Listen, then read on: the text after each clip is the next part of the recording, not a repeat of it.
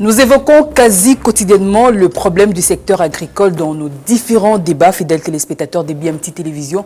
Aujourd'hui, dans cette émission Économie, Société, nous allons parler de comment rendre les secteurs agricoles attractifs. Et pour ce faire, je reçois pour vous M. Rifin Asuka, qui est économiste, et je le reçois à partir de l'Afrique du Sud. Bonjour et bienvenue.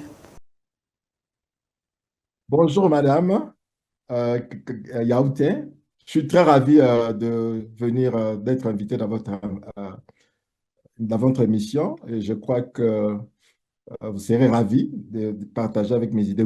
Oui, vous m'avez présenté comme économiste, mais la connaissance que j'ai de l'agriculture, ça vient du fait que je suis le fils d'un papa qui a été agronome à la présidence de la République depuis 1969 jusqu'à ces jours, ça fait au moins 55 ans. Donc, j'ai grandi dans une maison d'agriculteurs.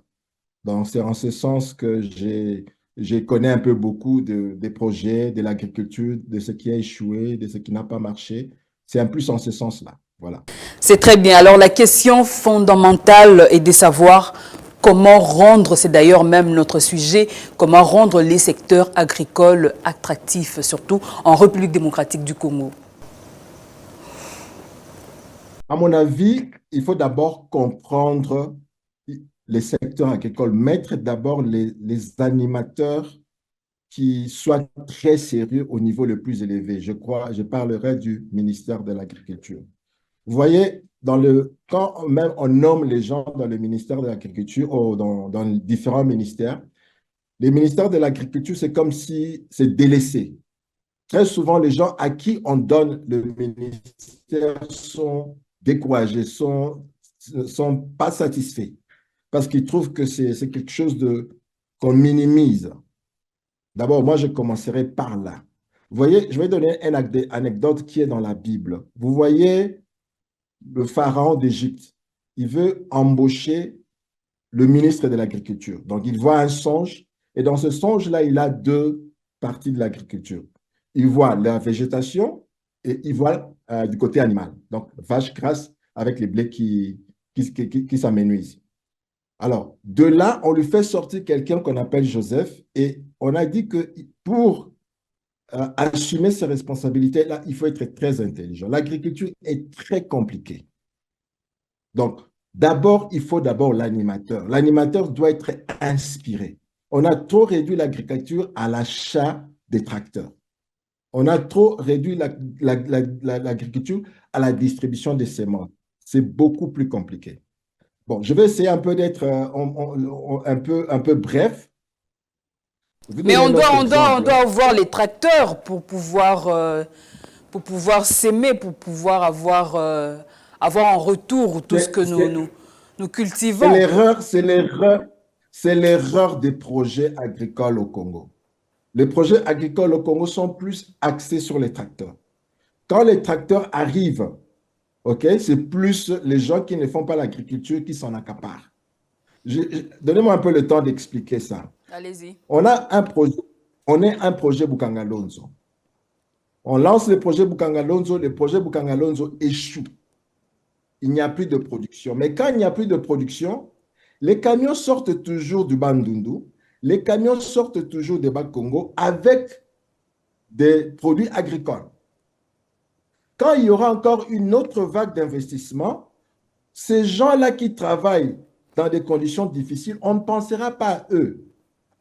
Cette base-là qui n'échoue pas, il y a une base agricole au Congo qui n'échoue pas.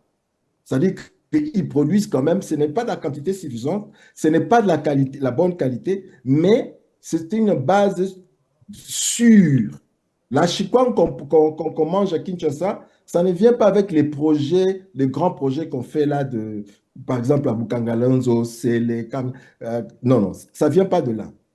Donc, pour moi, d'abord, il faut une personne qui a la passion de l'agriculture et qui comprend la complexité de l'agriculture. Dès qu'on a cette personne-là, il va s'attaquer à 3 niveaux de l'agriculture. Il va d'abord soutenir l'agriculture d'autosuffisance alimentaire. Voyez-vous, dans notre pays, quand il y avait encore nos ancêtres, eux, ils se nourrissaient eux-mêmes. Mais nous qui avons étudié, que nous sommes venus après, Nous sommes nourris par les Chinois, par les Thaïlandais et consorts. Vous voyez un peu? Mais il faut Il faut commencer d'abord qu'on où, Monsieur soutienne. Rifin Asuka? Il faut commencer Hmm? où? Doit-on commencer où? Il faut commencer par le petites actions qui marchent. Je vais donner un petit exemple. Vous allez par exemple au fin fond dans le Bandundu. J'étais dans le Bandundu, dans Mouchi. Vous allez voir les gens qui transportent les maniocs sur la tête. Si cette personne-là, vous lui donnez même une petite poussette là pour rouler, rien que ça peut changer. Par exemple, il porte le 20 kilos, il va commencer à transporter 40 kilos. Parce qu'il faut comprendre dans l'agriculture, le point le plus compliqué, c'est la logistique. Après avoir produit, si ce sont des grandes quantités, comment les transporter? L'Afrique du Sud, par exemple, produit 15 millions de tonnes de maïs. Pour te faire une idée, on parle de 60 millions de fûts de gasoil de 200 litres. Ça, ce sont des masses grandes. Comment vous allez le transporter? Donc, d'abord, aider ces gens-là qui nous soutiennent quand les choses ne marchent pas. Les visiter, connaître leurs difficultés et les assister. Parce que ces gens-là, quand vous échouez avec les tracteurs, ce sont le petit là, le petit qu'on appelle petit villageois consort, ce sont eux qui produisent. Deuxièmement, vous allez, là je l'appelle agriculture d'autosuffisance alimentaire. Donc on soutient d'abord eux qui soient solides. Après cela, nous allons voir l'agriculture que j'appellerai commerciale. Là, maintenant, entre en jeu le tracteur. Mais quand vous donnez à quelqu'un les tracteurs, il n'y a pas un projet précis, il n'y a pas de carburant, il n'y a pas d'endroit de stockage de produits, il n'y a pas de, de semences, il n'y a pas de fertilizer, des engrais. Il fait comment? C'est pourquoi vous allez voir beaucoup de tracteurs qui ont été donnés, moi je connais dans le domaine, qui sont garés dans les maisons des gens, des députés, ça du temps de Mobutu, hein. C'était le bureau politique et le comité central. Ce sont tous récupérés les tracteurs qui étaient chez eux à la maison. Donc, au lieu de donner aux gens le tracteur, moi, je vais suggérer qu'on fasse des petits projets qu'on va vendre. L'État fait un projet d'une ferme entière et qu'on vend. On récupère cet argent, on fait encore d'autres, on vend. Il faut que le Congolais s'approprie. Comment rendre justement ces secteurs-là attractifs pour le jeune et les investisseurs surtout? Bon, voilà. Je parlais de rendre ça attractif, pas d'abord pour les jeunes. Il faut d'abord qu'on rende attractif parce que le jeune aujourd'hui cherche de l'emploi. Là où ça paye, il va aller. Mais non, si le travailleur qui est déjà dans l'agriculture, il travaille dans la peine, par exemple, il doit transporter 20 à 30 kilos sur 10 kilomètres. Mais le jeune, là, il va suivre comment? C'est-à-dire que quand on voit d'abord les gens qui sont en agriculture, est-ce qu'ils s'en sortent? Non. Il faut d'abord se rendre compte que les gens qui sont déjà en agriculture, qui connaissent cette peine, il faut que ces gens-là soient épaulés. Et par leur rendement, les gens vont les rejoindre. Aujourd'hui, tout le monde cherche le bien, la plus-value. Tout le monde cherche le bien-être, cherche la production, le profit. Donc, si les gens ne suivent pas, c'est parce qu'il n'y a pas de profit. Moi, je vous donne un exemple. Il y a 2 ans, j'ai fait un projet d'agriculture. J'étais vraiment très passionné. Quand il y a eu la guerre à Ukraine et quand on discutait de l'Afrique qui avait la faim, qui manquait la nourriture, qui allait manquer le blé à cause de la guerre en Ukraine, ça m'avait vraiment offusqué. J'ai créé un projet d'1 million de dollars, détaillé à la... Si je devais acheter une Congolais millionnaire, Kassamba organisé à Kinshasa, un ami que je connaissais, je n'ai même pas eu de réponse. Quand il regarde, il dit que, mais non, le projet ici, pour rentabiliser, ça prend 4 ans. J'ai dit, oui, mais l'agriculture, c'est comme ça doit prendre le temps. Il me dit, non, non, non, non, non, nous, on ne peut pas investir dans ça. Nous, si on te donne aujourd'hui, dans 3 mois, tu viens nous donner le double, tu me donnes. Mais ça ne peut pas marcher si on a des investisseurs comme ça. Donc, je te réponds dans ce sens qui, d'abord, j'ai mentionné l'animateur, très important. Il faut que l'animateur sache ce qu'il fait, ce qu'il veut. Il doit être du domaine. J'ai mentionné non seulement du domaine, il doit être vraiment inspiré parce que l'agriculture, Je vais vous montrer un exemple pour voir comment l'agriculture est compliquée.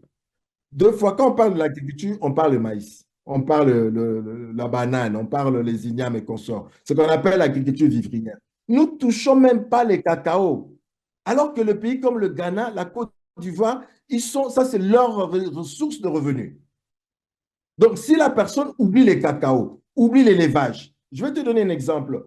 Dans le Congo, vous avez par exemple à l'Est, où pendant des années, nous savons que la fromage du Kivu, les saucisses du Kivu, on ne sait pas répliquer ça dans n'importe quel pays du coin du Congo. Rien que ça. Cette connaissance que les Couviciens ont, on ne sait pas envoyer ça à l'Équateur. Donc, je te dis, c'est comme, il faut que quelqu'un soit d'une vision globale. Moi, je sais qu'un simple agronome ne saura pas. Il faut qu'il soit accru d'un esprit managérial assez élevé.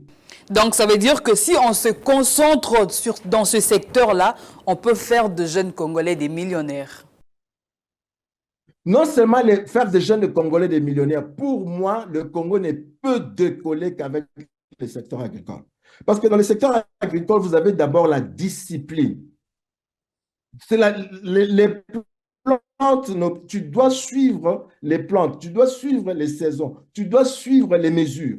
Donc, il faut d'abord la discipline. Maintenant, le Congolais n'étant pas habitué à la discipline, voilà un secteur qui va l'obliger à la discipline. OK? Des deux, la production, si nous arrivons à produire pour nous-mêmes, vous allez voir qu'on va former des gens, même pour d'autres domaines. Si vous vous rappelez, quand les Chinois venaient d'abord au Congo, ce sont eux qui ont construit la pagode Ansele, mais ils étaient venus pour l'agriculture. Moi, j'ai vu les Chinois s'aimer les riz. Ils étaient d'abord dans l'agriculture. Et de cette discipline qu'ils ont gagnée dans la discipline et dans l'agriculture, ils ont facilement transféré ça dans l'industrie. Je vais encore parler d'autre chose. Quand on parle de l'agriculture, je suis ici, je voyais mon père faire des champs de 200 hectares. Et les champs là, c'était les champs du président Mobutu. On en était fiers, on allait visiter, j'ai félicité mon père. Quand je viens ici, je discute avec des Blancs, ils ont des machines, rien que pour faire les récoltes. Je dis, mais vous pouvez venir au Congo pour faire les récoltes. Je dis, vous parlez de combien d'hectares? Je dis 300, 400 hectares. Je dis, non, nous, on ne peut pas nous déplacer à cause des jardins. Ça, c'est un jardin, ça. Et le maïs, seulement en Afrique du Sud, par an, l'hectare qu'ils font, c'est 2 500 000 hectares. Vous voyez les dimensions. Donc, il y a des dimensions qui sont énormes. Donc, on ne peut pas aller commencer comme eux. Qu'on stabilise d'abord ce qui marche chez nous, l'autosuffisance alimentaire, et puis on va dans les tracteurs, donc dans le truc commercial, mais pas à donner les tracteurs, à faire des petites structures de fermes et des gens viennent acheter des fermes qui sont fonctionnelles. Parce que l'État a ces capacités-là de mettre en place des fermes bien conçues, alors que le Congolais en général n'ont pas. Et ceux qui ont le moyen et qui veulent dans l'agriculture, qui viennent acheter des fermes qui ont été commencées. Mais il y a une autre difficulté quand même, M. Rifin Asuka. L'autre difficulté, c'est surtout quand on voit que nos propres produits ne sont pas consommés par le Congolais eux-mêmes. Donc il y a un problème. C'est-à-dire que quand on veut manger les riz, on commande les riz thaïlandais. Bon, ça c'est un peu faux. J'étais à... non, moi aussi, je savais ça, ce que vous saviez. Mais j'ai été choqué. J'ai été à Lubumbashi, il y a un lac là. Lac Moero, lac. Donc, il y a une ville là à côté. Quand on est arrivé, on devait maintenant aller manger quelque part. Donc, j'étais un peu dans les mines et consorts. Alors, je suis très sceptique, je suis très strict avec le riz que je mange. On me présente le riz, je savais ici, je n'allais pas avoir l'appétit. Quand je commence à manger, les riz là, avec l'odeur, c'est le riz parfumé que nous traversons à Brazzaville pour manger. J'étais choqué, j'ai dit, mais d'où vient ce riz-là? Et sinon, on le plante ici. Dans tous les pays, ils ont amélioré leurs semences. Quand nous n'avons pas... nos produits ne savent pas écouler à cause de l'autre produit, c'est parce que les autres ont amélioré leurs semences. Combien ça nous coûte d'acheter aussi ces semences-là pour les planter chez nous? Pourquoi pas? Donc, moi, je suis venu ici, les mangues que je mange ici. Hier, j'ai acheté une papaye qui était grosse, je crois de 3 kilos. Les semences, quand on voit des bonnes semences, on les prend. Ici, Mais est-ce qu'on nous vend de bonnes semences ici à Kinshasa? Non, le problème d'abord que nos agriculteurs ne sont pas connectés. Là, je t'ai donné l'exemple du riz qui est planté au sud, que moi qui vis dans le nord du Congo, que je ne connais pas. Mais au sud, ils ont. Je vous ai donné l'exemple de l'Est où ils produisent du lait, et c'est le seul coin du pays où on produit du lait, alors que dans d'autres coins, ils ont des vaches. Donc, même la communication entre les fermiers congolais n'existe pas. Donc, un ministre, au lieu d'aller ailleurs, d'abord chercher ce qui est ailleurs, faisons d'abord ce que nous avons. Si vous remarquez le Kenya aujourd'hui, c'est un grand exportateur d'avocats. Mais les avocats au Congo, mais ça pousse comme vous n'avez pas idée. Mais on ne sait pas faire de l'argent avec. Un autre point, je vais encore aller très rapidement parce que là, j'ai oublié. Quand on parle de l'agriculture, souvent, les centres d'éducation agricole ne sont pas inclus. Alors que quand le Belge est venu, des centres d'éducation agricole, comme Yangambi. Donc, quand on parle d'agriculture priorité de priorité, on va juste les tracteurs, ces centres-là sont exclus. Ces centres-là qui pouvaient nous développer des produits, faire des croisements, des semences qui améliorées, qui seraient rentables et uniques pour nous, on ne le fait pas. Donc, quand on parle de l'agriculture, ça, c'est exclu. Quand on parle de l'agriculture, le mécanisme de l'exportation, aujourd'hui, n'existe pas. On n'a pas de gens spécialisés pour faire l'exportation dans les pays étrangers. Si vous amenez un produit aujourd'hui au port de Matadi, il n'y aura pas la vitesse, même la codification, parce que tellement on ne fait plus de ces exportations-là, le secteur est mort. Donc voilà, moi, je dirais, il faut d'abord que l'animateur ait une vue globale. L'animateur ne doit pas se focaliser sur 300 hectares qui fait de riz au Bazaïr. L'animateur ne doit pas se focaliser sur de petits secteurs. Il doit être global, c'est-à-dire une politique globale de l'agriculture pour le Congo. Voilà, je crois que le seul problème que M. Riffin Asuka est en train de mentionner, c'est les problèmes d'animateurs qui posent problème, ou les choix d'animateurs posent problème. Et on doit veiller justement à ça pour attirer plus de jeunes. Je donne un exemple que je me rappelle un peu bien. À l'époque de Kabila, le fils, le ministre de l'Agriculture était Nzanga Mobutu. Moi, j'ai grandi à Guadeloupe et je connais Nzanga Mobutu. Il n'y a rien. Lui, c'est un fils d'un milliardaire. Mais il ne s'est jamais connecté à l'agriculture. Mais est-ce que l'agriculture, c'est seulement le champ? Non, non, c'est ce que je dis. L'agriculture, c'est pas ça, c'est l'erreur que les gens font. Maman, dans l'agriculture, je te dis, il y a la logistique. Dans l'agriculture, il y a l'emballage. Il y a l'agriculture, il y a le stockage.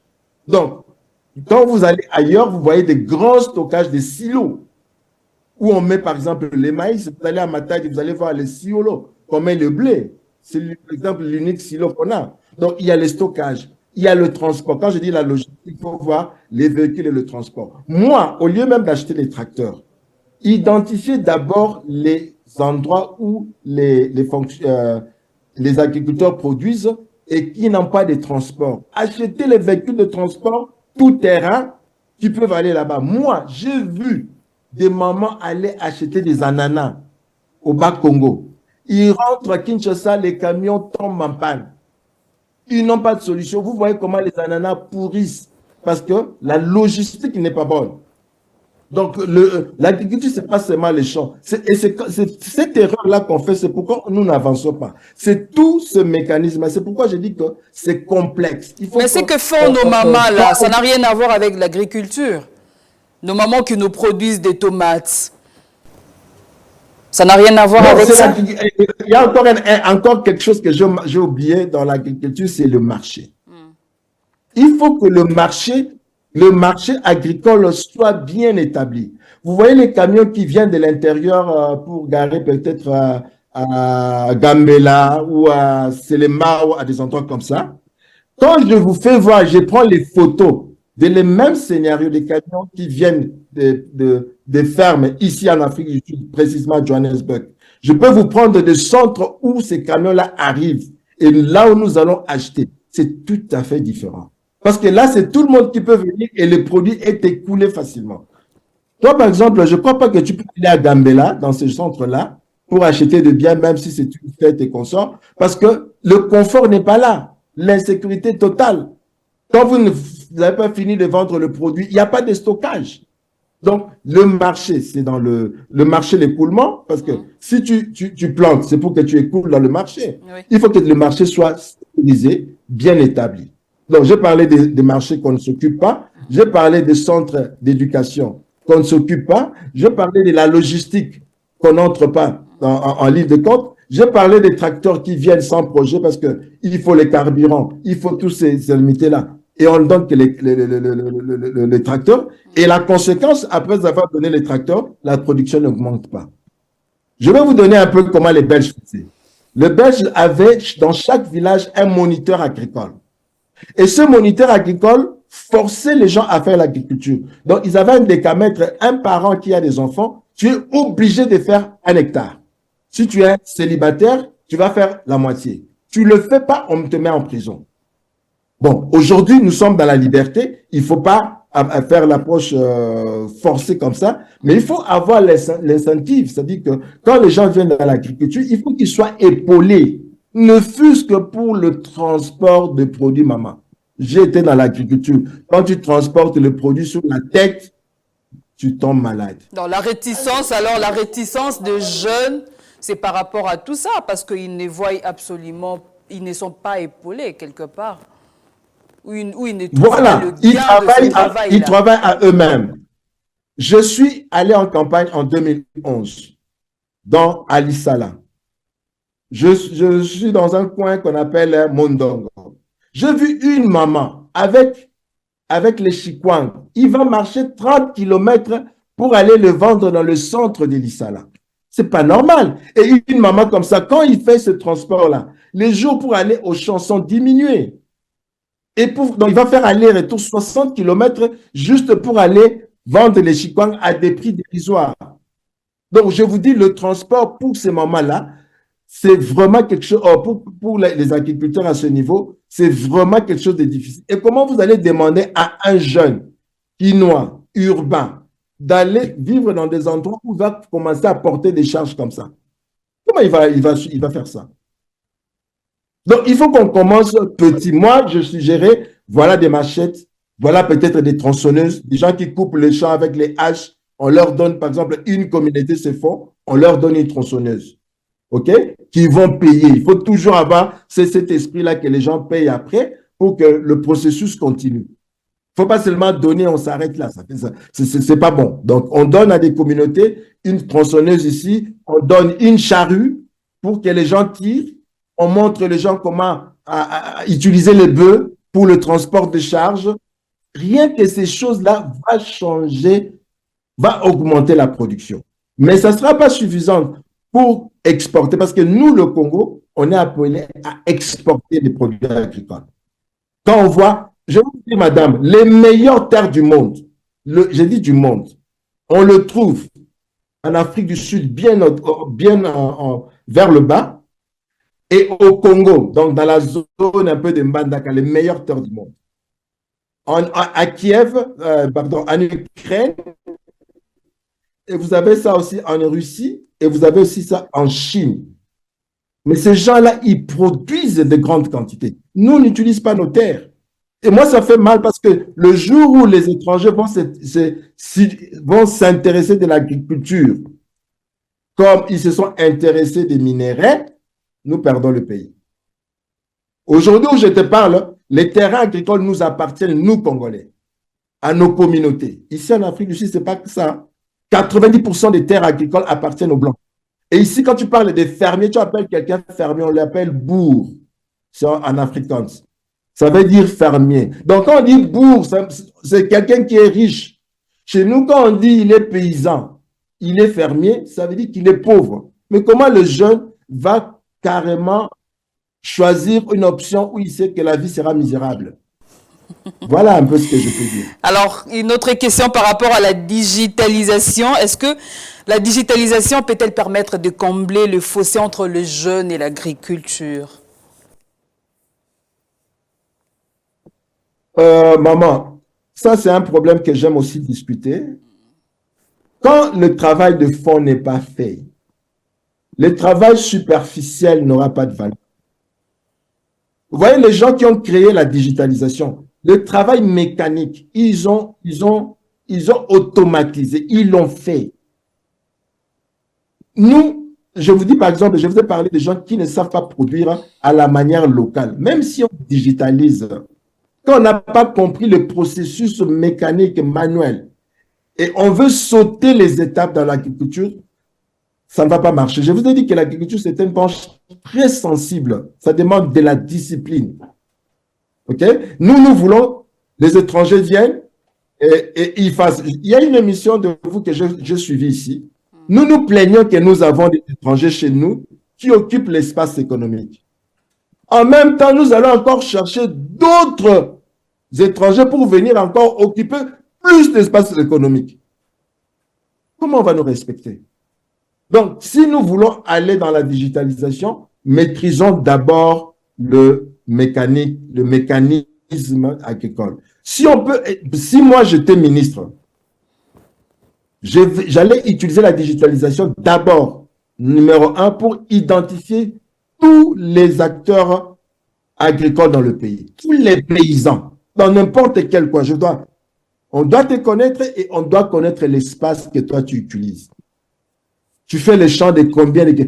Là, dans la digitalisation, dans ce sens-là. Quand je connais, par exemple, nous connaissons nos agriculteurs et nous pouvons voir par leur performance. Avec leur performance, nous pouvons leur donner maintenant des avantages. S'il y a, par exemple, une formation à faire, s'il y a, par exemple, un crédit à donner, on va aller dans notre database. Mais aujourd'hui, dès qu'il y a les crédits qui vont se donner, ce sont les gens de Kinshasa là qui ont tous les dossiers, les gens qui sont dans des coins récurrents de la République, qui font vraiment du travail, ils n'ont pas accès. Mais est-ce qu'ils font vraiment du travail? Parce qu'aujourd'hui, on assiste à l'exode rural. Ça aussi, n'est-ce pas un problème? Mais l'exode rural, c'est à cause des routes. Maman, quand il y a une route de déplacement, si tu peux te déplacer facilement d'ici, disons, de Kinshasa en Ganajika, et tu peux retourner, il n'y aura pas l'exode rural. L'exode rural, c'est fait parce que quand vous allez à l'intérieur du pays, vous allez même attendre ce terme-là, l'intérieur du pays. Vous venez ici en Afrique du Sud, vous n'allez jamais entendre l'intérieur du pays. Vous allez aux États-Unis, si quelqu'un est là à Washington, il va dire quelqu'un qui est en Californie, qu'il est à l'intérieur du pays. Ça n'existe pas. C'est parce qu'il n'y a pas de route et que ces endroits sont vus comme les intérieurs du pays. Donc, pour accéder là-bas, c'est la différence. Moi, aujourd'hui, si je dois habiter à Kinshasa, si je dois rentrer au pays, mais je n'ai envie pas de vivre à Kinshasa. C'est pollué. Mais on a des beaux endroits où on peut vivre au Congo. À l'intérieur du pays, fraîcheur, bon air. Mais le problème, c'est quoi? Quand tu auras besoin de soins médicaux, tu vas faire comment? Il n'y a pas de route, il n'y a pas d'hôpitaux là-bas.